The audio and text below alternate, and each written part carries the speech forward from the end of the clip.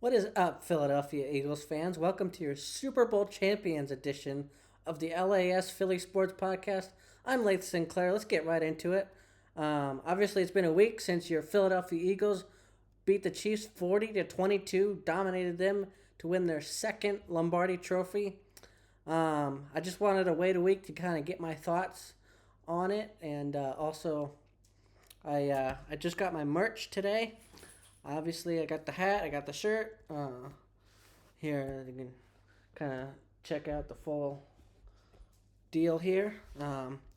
So I just wanted to kind of get that and be properly dressed before I did an episode celebrating our Super Bowl championship. So now that I have it, let's get right into it. Obviously, last Sunday in New Orleans, the Eagles dominated the Chiefs 40-22. Both sides of the ball, it was all Eagles. Jalen Hurts, your Super Bowl MVP, 17 of 22, 221 yards, two touchdowns, and an early interception, which he obviously bounced back from. And then that defense. I mean, my God. Josh Sweat, 2.5 sacks. Milton Williams, 2 sacks. Zach Bond and Cooper DeJean each had an interception. Obviously, Cooper's was a pick six. That kind of, I think, at that point it was probably over. If you want to ask my opinion, I'm kind of superstitious, so I don't like to celebrate too early. So I wasn't certain until it was 34-0 after Jalen's 45-yard touchdown pass to Devontae Smith.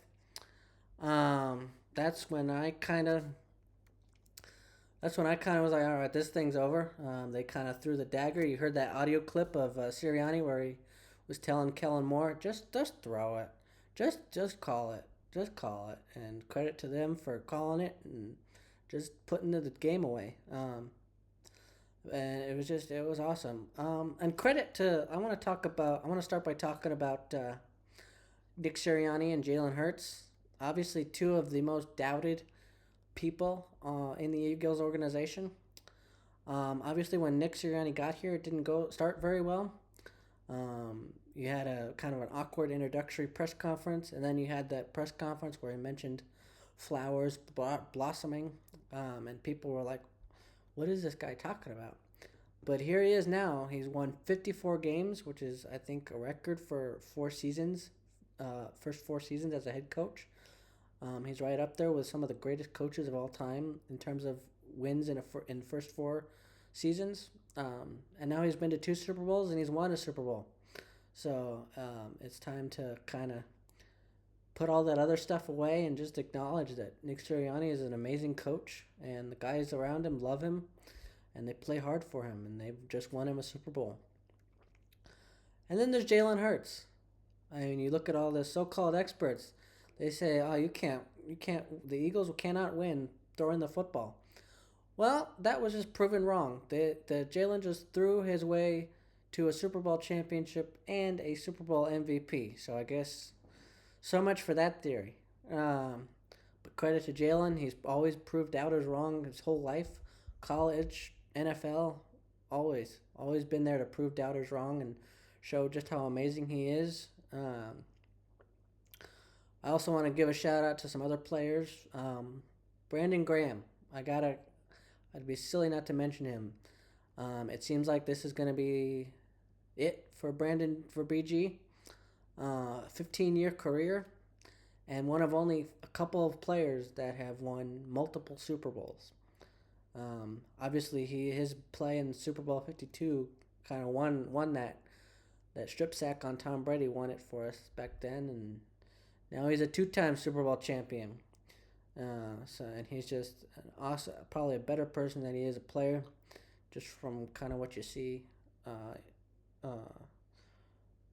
throughout videos and his career, and he's just amazing. And I also got to give a shout out to Saquon Barkley. You know, it wasn't statistically it wasn't his best game, but he obviously had amazing games in the wild card and divisional and the NFC Championship. So he kind of carried us to the Super Bowl, and the Chiefs kind of honed in on him. That was kind of the only really thing the Chiefs did well was contain Saquon, but it kind of opened up the passing game.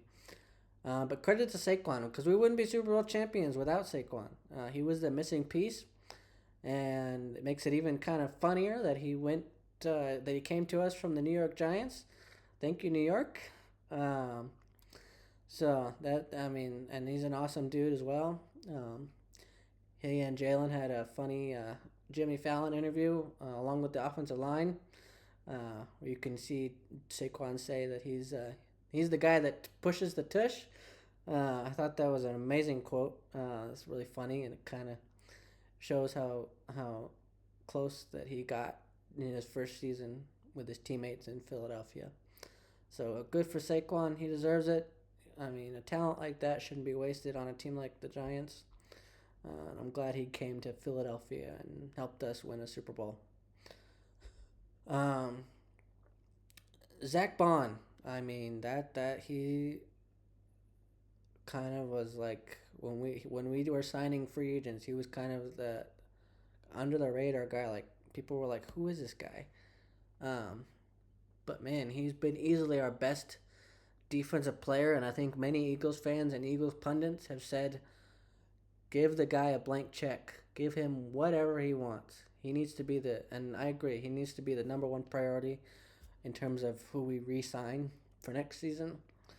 Obviously, a lot of thought goes into choosing who you sign, but I think he's earned the right to be a main priority for Howie Roseman and crew. Um, Speaking of Howie, I mean Howie and Jeff, they're the guys that run the show that has led us to two Super Bowl victories. I mean, one of the things I'm most grateful for is not really the fact that I've enjoyed watching Super Bowl victories. Um, as an Eagles, in my time as an Eagles fan, I've been extremely spoiled. I've gotten to watch three NFC championships, and two Super Bowl victories um, during my time as a football fan, which started in 2010. But I when I that but this second Super Bowl makes me think of the older generations of Eagles fans, the ones that really had to suffer through a lot of losing and just a lot of misery and a lot of wondering if is this a franchise that can actually win a Super Bowl? And not only have we won one, we've now won two Super Bowls. And I'm so happy for the older generation that get to celebrate. And for those that are no longer with us, I'm thinking about your families. I'm thinking about, um, this one's for you guys as well.